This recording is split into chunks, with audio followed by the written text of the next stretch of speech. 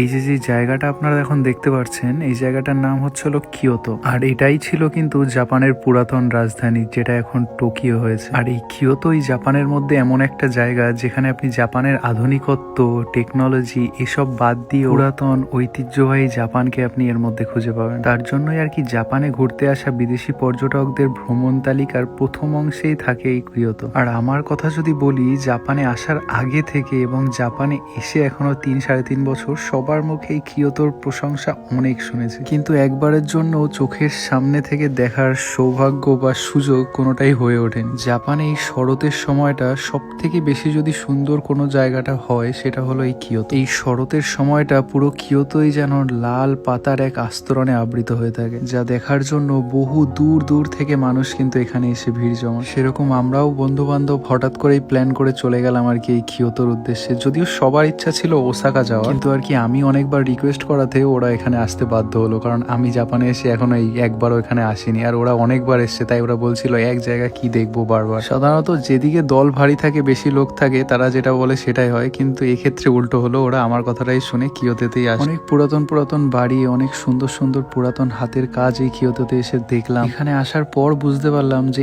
এত ভিড় করে মানুষ কেন আসে প্রতি বছর এখানে। যেহেতু এটা টুরিস্ট স্পট, তো এখানে খাওয়ার দাওয়ার জিনিসপত্রের দাম প্রচন্ডই বেশি, তাই আমরা বেশি কিছু এখান থেকে খাওয়া দাওয়ার আর কোনো প্ল্যান করলাম না। জাপানিজ ভাষায় এটাকে খাড়াগে বলা হয়, চিকেন পকোড়া টাইপসের। এটাই 5-6 পিস করে ছিল, তাই 3000 ইয়েন নিয়েছে। এই খেয়েই চলে আসলাম।